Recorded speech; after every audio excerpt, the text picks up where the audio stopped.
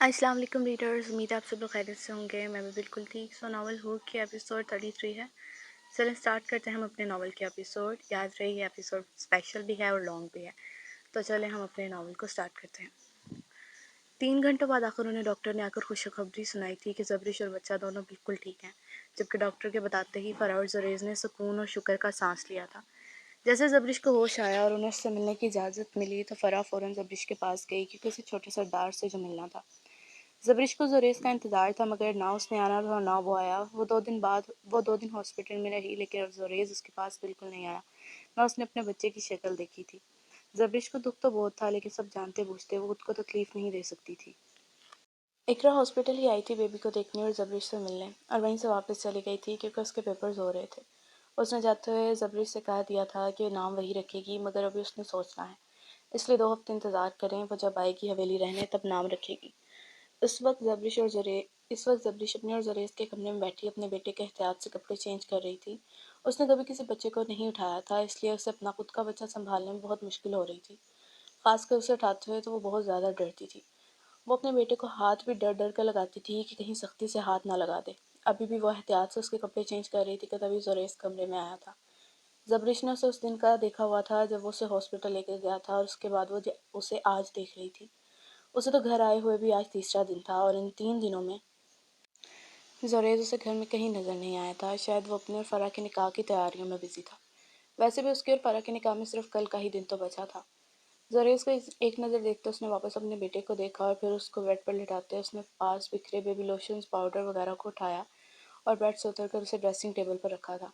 मेरे लिए खाना लेकर आओ, जुरेज अपनी घड़ी उतार कर रखता उससे बोला, जबकि उसके कहने पर जबरिश ने अपने कदम बेड की जाने बढ़ाए थे। अब उधर कहाँ जा रही हो? तुम्हें मैंने खाना लाने के लिए कहा है, जुरेज ने उसे बेड की तरफ जाते देख कहा। वो मैं बेबी फरा के पास देने जा रही थी, ताकि जितनी देर में आपके लिए खाना लेकर आऊँ वो उसे संभाल ले। जबरिश ने जवाब दिया तो जुरेज ने उसे घूरा था। खा नहीं जाऊंगा मैं तुम्हारे बेटे को, जो तुम उसे यहाँ से लेकर जा रही हो। जाओ पहले मेरे लिए खाना लेकर आओ, मुझे बहुत भूख लगी है, जुरेज ने सख्त लहजे में उसे कहा। तो जबरिश खामोशी से कमरे से निकल गई, जबकि उसके जाते ही जुरेज ने एक नज़र बेड पर लेटे उस नन्हे फरिश्ते को देखा था। जबरिश के जाते ही जुरेज ने एक नज़र बेड पर लेटे उस नन्हे फरिश्ते को देखा था, और फिर उसके चेहरे पर जिंदगी से भरपूर मुस्कुराहट आई थी। सबसे पहले भागकर उसने कमरे का दरवाज़ा बंद किया था, और फिर वापस भागकर बेड की तरफ आया था।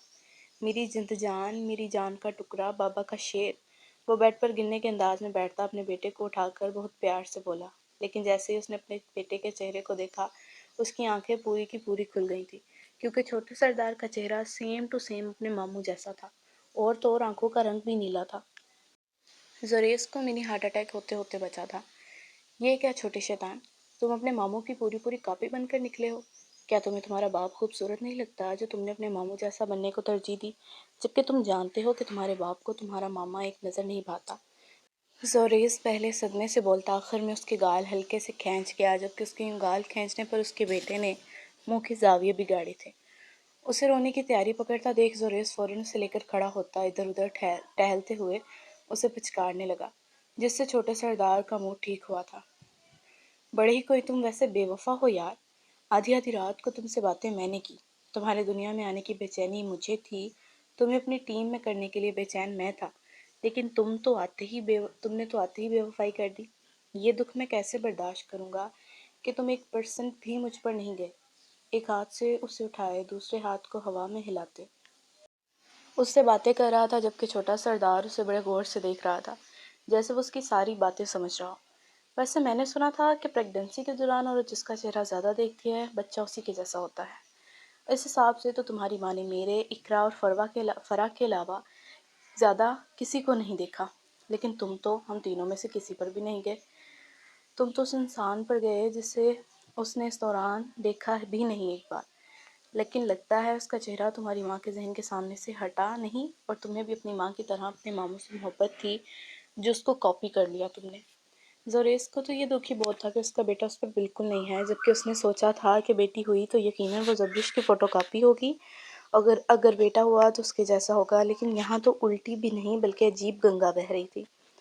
खैर जो भी हो, तुम तो मेरे बेटे हो ना।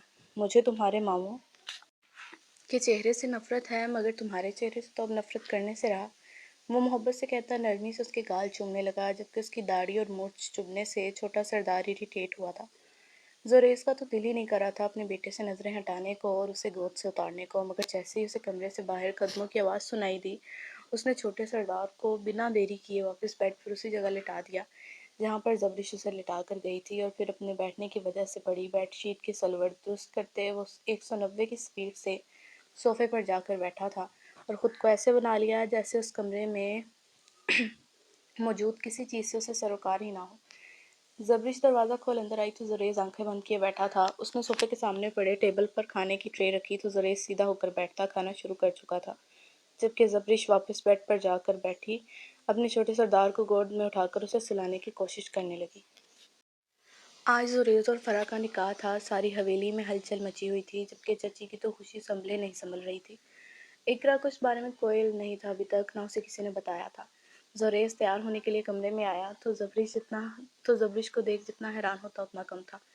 حیرانگی کی وجہ یہ تھی کہ سامنے ہی زبرش شیشے کے سامنے کھڑی ایسے تیار ہو رہی تھی جیسے اس کے شوہر کا نکاح نہ ہو بلکہ اس کے بھائی یا بہن کا نکاح ہو۔ زریز کی موجودگی محسوس کرتے زبرش نے چہرہ موڑے اسے دیکھا اور پھر اپنے ہاتھ میں پکڑی لپسٹک جسے وہ ابھی اپنے ہونٹوں پر لگا رہی تھی واپس ڈریسنگ ٹیبل پر رکھی تھی۔ زریز کو اگنور کیے وہ اپنا دوپٹہ سیٹ کرتے بیڈ کی جانب پلٹی اور وہاں پہلے سے تیار کر کے لٹائے ہوئے اپنے بیٹے کو اٹھاتی بنا زریز سے کوئی بات کیے بنا اسے کچھ کہے کمرے سے نکل گئی، جبکہ زریز تو ابھی تک وہیں کھڑا حیران اور پریشان تھا۔ کیا وہ لڑکی پاگل تھی؟ کیا سچ میں اسے کوئی فرق نہیں پڑتا تھا اس کی دوسری شادی سے؟ کیا دوسری لڑکیوں کی طرح اس کا دل نہیں پھٹتا تھا یہ سوچ کر کہ اس پر سوکن پڑنے والی ہے، اس کا شوہر بٹنے والا ہے؟ زریز نے خود سے یہ سوال پوچھتے اپنے قدم کمرے کے اندر بڑھائے، مگر اس کے پاس خود بھی ان سوالوں کا جواب نہیں تھا کیونکہ وہ زبرش کو سمجھنے سے قاصر تھا۔ فرح زہیب خان ولد صہیب خان، آپ کا نکاح زریز خان افریدی ولد ارتضیٰ خان افریدی سے کیا جاتا ہے، کیا آپ کو قبول ہے؟ مولوی کے الفاظ کمرے میں گونجے تو چچی کے چہرے پر موجود مسکراہٹ اور پھیلی تھی، آخر ان کا انتظار جو ختم ہو رہا تھا، جبکہ زبرش کی آنکھوں میں انہی الفاظ کے سبب آنسو آئے تھے۔ قبول ہے، فرح کے جواب دیتے ہی دو مرتبہ اور مولوی نے وہی الفاظ دہرائے جن کا جواب فرح نے ہر مرتبہ قبول ہے کے طور پر دیا تھا۔ فرح کے نکاح نامے پر سائن کرتے ہی چچی نے فوراً آگے ہو کر اسے گلے لگایا تھا، جبکہ چچی کے بعد زبرش بھی اپنے آنسو صاف کرتے ہوئے اپنے اندر کے غم کو چھپاتی فرح سے ملی تھی۔ چچی تو بے حد خوش تھیں کیونکہ اب بس زریز کے نکاح قبول کرنے کی دیر تھی اور پھر فرح ہمیشہ کے لیے سردار زریز خان کی بیوی بن جائے گی۔ نکاح کی رسم دوسری جانب بھی مکمل ہو چکی تھی اور چچی نے تو خوشی میں ڈھیروں پیسے ملازموں کو صدقے کے طور پر دیے تھے۔ زریز میں تو بہت خوش ہوں، آخر میری سب سے بڑی خواہش جو پوری ہو گئی اور میری فرح کے سفر سے بھی میں فارغ ہو گئی۔ زریز جیسے مردان خانے سے اس کمرے میں آیا جہاں فرح کے نکاح کی تقریب تھی تو چچی خوشی سے اس کے سر پر ہاتھ پھیرتی بولی، جبکہ مسکراہٹ تو زریز کے چہرے پر بھی تھی لیکن وہ مسکراہٹ تھوڑی عجیب تھی۔ خوش تو میں بھی بہت ہوں چچی، آخر میں نے بھی اپنی ایک اور بہن کا فرض نبھا دیا۔ زریز کی بات کی چچی کو کوئی سمجھ نہیں آئی تھی، اس لیے وہ حیران ہوتی اسے دیکھنے لگی۔ کیا مطلب اس بات کا؟ کون سی بہن؟ انہوں نے نہ سمجھی سے پوچھا۔ فرح کی بات کر رہا ہوں چچی، اور کون ہے بھلا؟ بس فرح ہی تو بچی تھی جس کی شادی نہیں ہوئی تھی، ماشاءاللہ سے آج اس کی بھی ہو گئی۔ زریز نے بیڈ پر بیٹھی فرح کو دیکھتے ہوئے کہا، کیا بولے جا رہے ہو تم؟ توبہ کرو، وہ تمہاری بیوی ہے، ابھی تو تم دونوں کا نکاح ہوا ہے اور تم اسے بہن کہہ رہے ہو۔ چچی نے اسے ٹوکتے ہوئے غصے سے کہا۔ جی بالکل چچی، فرح کا نکاح ہوا ہے لیکن مجھ سے نہیں، میرے دوست عثمان سے۔ زریز نے سینے پر ہاتھ باندھتے چچی کو جواب دیا تو چچی کی آنکھیں پھیلی تھیں۔ کیا بول رہے ہو یہ تم؟ میں نے خود نکاح خواہ کے بول سنے تھے۔ نکاح میں تمہارا نام لیا گیا تھا؟ بند کرو یہ گھٹیا مذاق، تمہیں شرم نہیں آ رہی اپنی بیوی کا نام کسی دوسرے مرد کے ساتھ جوڑتے؟ چچی غصے سے زریز پر بھڑکتی ہوئی بولیں، جس پر زریز نے کہکہا لگایا تھا۔ آپ نے ٹھیک الفاظ سنے تھے چچی، لیکن نکاح خواہ نے غلط الفاظ پڑھے تھے۔ دراصل کیا ہے نا کہ فرح کو نکاح میں قبول کرنے والا عثمان ہے، اور فرح نے بھی مجھے نہیں نکاح میں قبول عثمان کو کیا ہے، کیونکہ وہ جانتی تھی کہ اس کا نکاح عثمان سے ہونے والا ہے۔ زریز نے فرح کی جانب اشارہ کرتے چچی سے کہا تو چچی نے بے یقینی بھری نظروں سے فرح کو دیکھا تھا، جس نے ماں کو دیکھتے ہاں میں سر ہلایا تھا۔ جھوٹ ہے یہ سب کچھ، ہو ہی نہیں سکتا ایسے، جب نکاح میں تمہارا نام بولا گیا تھا تو قبول وہ عثمان کو کیسے کر سکتی ہے؟ چچی غصے سے پاگل ہوتی بولی تھی۔ ہو سکتا ہے نکاح ایسے بھی چچی، اگر آپ سازشوں سے نکلتی تھوڑا اسلام کی طرف بھی توجہ دیتی تو آپ کو پتہ ہوتا اس طریقے سے بھی نکاح ہو جاتا ہے۔ جب قبول کرنے والے جانتے ہوں وہ کسے قبول کر رہے ہیں تو نام سے فرق نہیں پڑتا، اور ویسے بھی نکاح نامے پر عثمان کے ہی دستخط ہیں۔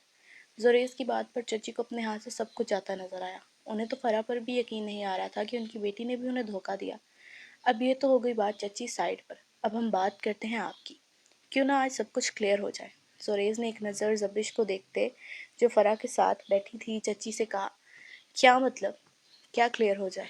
چچی نے ویسے تو پورے کانفیڈنس سے کہا، لیکن اندر ہی اندر وہ ڈر رہی تھی کہ نہ جانے زریز کس متعلق بات کر رہا ہے۔ آپ کے اندر کے زہریلے پن کی، آپ کے اندر کی دولت کے نفس کی۔ زریز نے ایک ایک لفظ چباتے ہوئے کہا تو چچی کو لگا کہ اب یقیناً سب کچھ بگڑنے والا ہے۔ کیا بول رہے ہو تم؟ تمہیں پتا بھی ہے تم اپنی چچی سے بات کر رہے ہو؟ چچی نے غصے سے کہا تو زریز، جس کا چہرہ پہلے تو بالکل سپاٹ تھا، ایک دم سے اس کے چہرے پر غصے نے اپنی جھلک دکھائی تھی۔ جانتا ہوں کہ میں اپنی چچی سے بات کر رہا ہوں، وہ چچی جس نے شروع سے ہم بہن بھائیوں سے بلا وجہ کی نفرت کی، وہ چچی جس نے میری بہنوں کی موت کی سازش رچی، وہ چچی جس نے اپنے شوہر یعنی میرے چچا کو اتنے سال کوما کی حالت میں رکھا۔ اس چچی کی بات کر رہا ہوں جو چچی نہیں بلکہ چچی کے روپ میں زہریلی ناگن سے بھی بری ہے۔ زریز تو جیسے پھٹ ہی پڑا تھا، جبکہ اپنا سارا بھانڈا پھوٹنے پر چاچی کو ارد گرد اپنے خطرہ نظر آنے لگا۔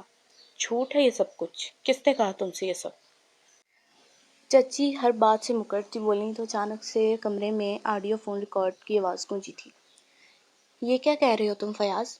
کائنات نے خودکشی کر لی؟ مگر کیسے؟ یہ بولنے والی آواز چچی کی تھی۔ شاید یہ تب کی ریکارڈنگ تھی جب فیاض نے انہیں کائنات کی موت کا بتایا تھا، اور غلطی سے ہاتھ لگنے سے فون کی ریکارڈنگ آن ہو گئی تھی۔ ہاں وہ مر گئی، مجھ سے اپنی عزت بچاتے اس نے چھت سے نیچے چھلانگ لگا دی۔ فیاض نے آگے سے جواب دیا۔ فیاض خان، یہ تم نے کیا کر دیا؟ میں نے تمہیں اقرا کو مارنے کا کہا تھا، تم نے تو کائنات کو ہی مار دیا۔ چچی نے پریشانی سے کہا۔ امی بابا نے دیکھ لیا تھا کائنات کو میری وجہ سے خودکشی کرتے، اور انہوں نے ہماری ساری باتیں بھی سن لی تھی جب ہم نے اقرا کو مارنے کی پلاننگ کی تھی۔ وہ سب کچھ زریز کو بتانے کا کہہ رہے تھے، اس لیے میں نے انہیں سیڑھیوں سے دھکا دے دیا، وہ کوما میں ہیں۔ فیاض نے اگلی بات بتائی تو آگے سے کچھ دیر کی خاموشی تھی۔ فیاض، یہ تم نے کیا کر دیا؟ زریز کو پتہ چل گیا تو وہ تمہیں جان سے مار دے گا۔ چچی نے پریشانی سے کہا۔ امی بتائیں نا آپ کہ اب کیا کرنا ہے؟ فیاض نے پوچھا تو پھر سے کچھ دیر کی خاموشی تھی۔ یقیناً چچی کچھ سوچ رہی تھی۔ تم ایسا کرو، اس ڈاکٹر سے بات کرو جو تمہارے باپ کا چیک اپ کر رہا ہے، جتنے پیسے مانگے اتنے پیسے دے کر اسے مجبور کرو کہ تمہارے باپ کو ایسی میڈیسن لکھ کر دے جس سے تمہارا باپ کوما سے باہر ہی نہ آئے، اور کائنات کی خودکشی پر کوئی من گھڑت کہانی زریز کو سنا دینا۔ ویسے بھی حویلی میں تمہارے اور تمہارے باپ کے علاوہ کوئی نہیں جانتا کائنات نے خودکشی کیوں کی۔ چچی کے پلان بتانے کے بعد آگے سے ریکارڈنگ ختم تھی، یقیناً کال کٹ ہو گئی تھی۔ چچی جو دم سادے اپنی ہی ریکارڈنگ سن رہی تھی، ریکارڈنگ ختم ہوتے انہوں نے پلٹ کر دیکھا تو فرح ہاتھ میں موبائل پکڑے ہوئی تھی۔ یقیناً وہ ریکارڈنگ اسی نے چلائی تھی۔ حیران ہو گئی نا امی آپ کہ یہ ریکارڈنگ میرے پاس کہاں سے آئی؟ تو میں آپ کو بتاتی جاؤں کہ چاہے انسان جتنا مرضی اپنے گناہوں کو چھپانے کی کوشش کرے، مگر کہیں نہ کہیں وہ کوئی نہ کوئی ثبوت چھوڑ دیتا ہے۔ بالکل ویسا آپ کے ساتھ ہوا ہے، کیونکہ یہ ریکارڈنگ مجھے آپ کے ہی موبائل سے ملی ہے۔ فرح نے انہیں دیکھتے دکھ سے کہا، جبکہ زریز کو وہ دن یاد آیا جب فرح نے اس سے کہا تھا کہ اسے ضروری بات کرنی ہے، مگر تب وہ اس کی پہلی بات سے الجھا ہوا تھا، اس لیے اس کی بات نہ سن سکا۔ مگر رات کو ہی فرح کی کال اسے آئی تھی جس میں اس نے اسے اس ریکارڈنگ کے متعلق بتایا تھا۔ دراصل اس دن ہی فرح اپنی ماں کا موبائل یوز کرتے گانا سن رہی تھی کہ تبھی اچانک یہ ریکارڈنگ آن ہوئی تھی۔ جبکہ ریکارڈنگ سن کر فرح کو تو یقین ہی نہ آیا تھا کہ وہ ماں جس کی ہر بات وہ آنکھیں بند کر کے مانتی تھی، وہ اس قدر ظالم اور سفاک تھی کہ اس نے اس کے باپ کو اپنے شوہر کو بھی اپنی سفاکیت سے نہیں بخشا تھا۔ اسی دن سے فرح اور زریز نے سارا پلان کیا تھا، اور اسی پلان میں انہوں نے عثمان کو بھی ساتھ ملایا تھا۔ اس لیے تو عثمان نے چچی کے سامنے دوائیاں بدلنے کا نہیں کہا، مگر در حقیقت دوائیاں تو وہ پہلے سے بدل چکے تھے۔ دوائیوں کی پیکنگ وہی تھی مگر اندر دوائیاں وہ نہیں تھیں۔ اپنا سارا بھانڈا پھوٹنے پر چچی کے ہاتھ پاؤں پھولے تھے۔ ان کی نظر دروازے پر تھی کہ وہ بھاگ جائیں، لیکن درمیان میں زریز کھڑا تھا۔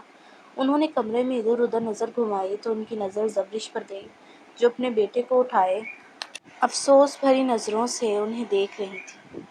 پھرتی سے زبرش کے پاس پہنچ چچی نے ایک ہی جھٹکے میں اس سے اس کا بیٹا چھین لیا تھا، جبکہ چچی کے یوں اپنا بیٹا چھیننے پر زبرش کی چیخ نکلی تھی۔ پریشان تو زریز اور فرح بھی ہو گئے تھے۔